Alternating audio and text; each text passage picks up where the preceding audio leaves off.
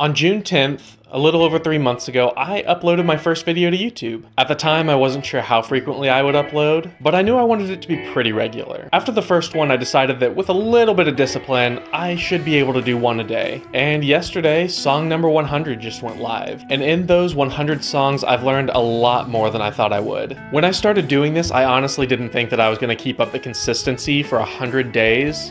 100 days wasn't even the plan. I honestly just figured this would push me to practice more, to play my guitar more, maybe get some ideas down, and if anyone ever wanted to hear how I sound, I would have something to point them to. It wasn't until about a month in, about day 30, that I decided that 100 days might be a good goal to shoot for. And while I had some expectations, I had no clue just how much it would change the way that I think about playing, creating, and even myself as a musician. So to be clear, before I get yelled at about what a song is, these were not full songs. I didn't actually write anything, no pen ever touched paper. At best, these are just riffs and grooves and jam ideas. And I just tried to put them together into kind of a song-like structure. Something small but finished enough to upload. No overdubbing, no perfect takes, no editing tricks. Just me, my guitar, and a camera, and really it's just my phone. In my mind, perfection just wouldn't be sustainable. I didn't want to do it that badly, and so good enough was always the goal. And if you listen to any of them, it's apparent there are mistakes all over the place, and that's completely fine.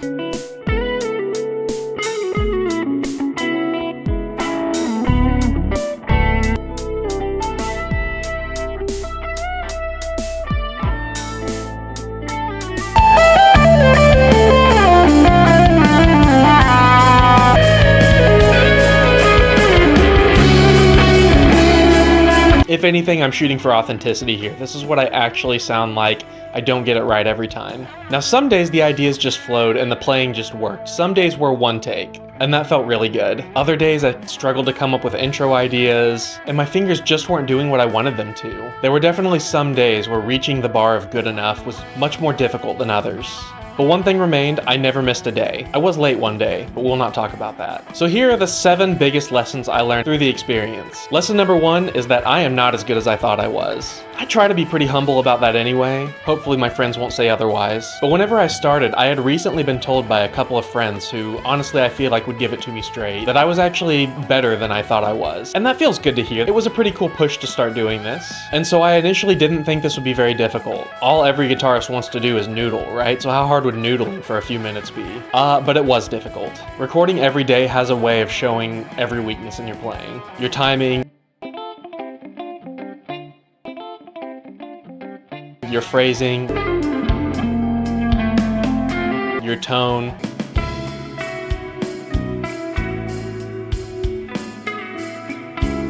You're just flat out missed notes that sound like Guitar Hero missed notes. Things I usually don't notice in my own playing in the moment, but they were glaringly obvious when I recorded myself. This was just a pill that I had to swallow and get past. Like I said, good enough was the standard. And if I kept up with this, hopefully I'd get better. Number 2, playing slowly is much harder than playing quickly. Now, I am not the fastest guitarist out there.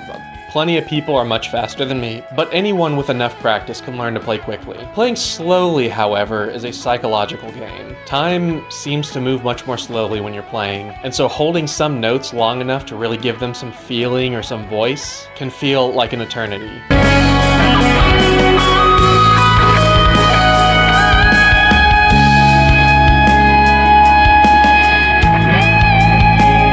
On top of that, knowing that I'm making videos and I'm fighting for the audience's retention made it feel in the moment like I needed to do what was impressive, when in reality I probably could have stopped to smell the flowers more often. Lesson 3, you sound like yourself, and that's okay. In fact, that's a good thing. It really didn't take long before I started feeling repetitive. After every take I would think, oh, I'm playing the same riffs over and over again.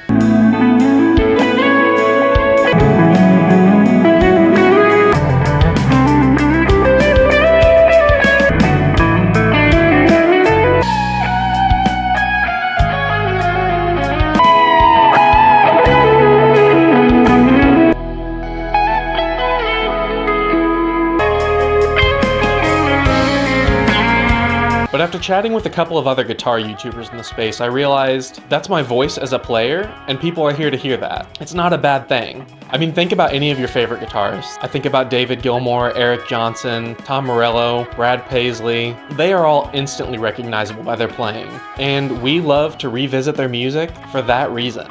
Now, there's nothing wrong with expanding yourself creatively and improving upon your skill set, but it's not a bad thing to have your own recognizable sound. And if people like the way that you sound, they're gonna want more of it. Lesson 4, the camera is much harder to play for than an audience. Playing live is one thing, but playing for a camera is completely different. It's like having the most judgmental crowd in the world staring right at you. Now, I'm not calling you all judgmental. In fact, your feedback's been really nice. Thank you. But the camera doesn't clap or cheer when you're done. It doesn't bob its head to the music during the thing. It doesn't make any facial expressions to know how you're doing. It doesn't only remember the highlights. It remains silent and expressionless, and it plays back to you exactly what you played for it, which I've found to be pretty intimidating.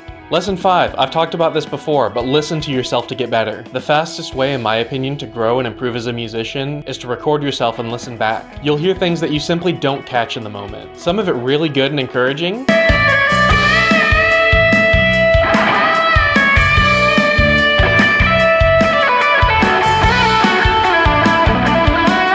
and some of it not good.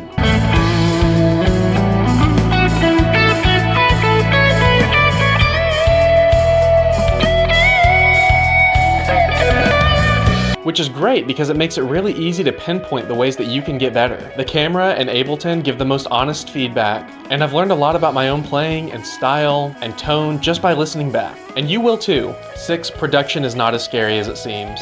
I used to think recording was this huge technical mountain to climb, but doing it every day has showed me that, like anything else, it's just practice. I'd never used any recording software before this whole thing, and so one of my biggest concerns was that I would hate the ramp-up time to learn and I would just stop doing it. But I decided to give it a shot. I got Ableton's 30-day free trial, and it honestly wasn't that bad. Now I've come a long way and my earlier stuff is terribly produced.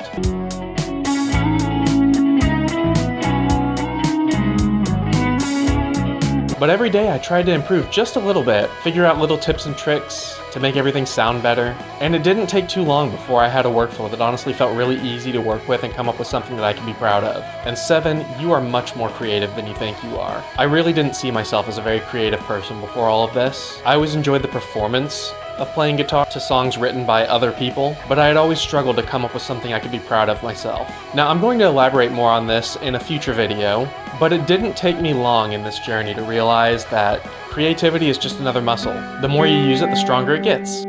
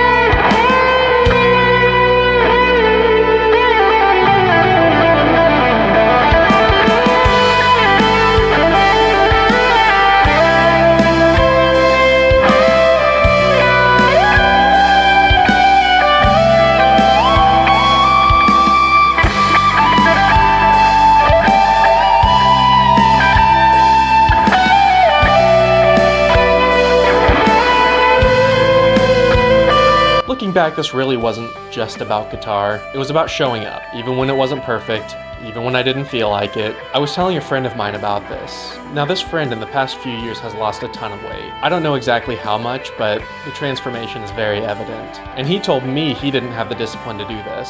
I had to remind him what he did for himself. So if you're thinking about starting a challenge like this, I would say do it.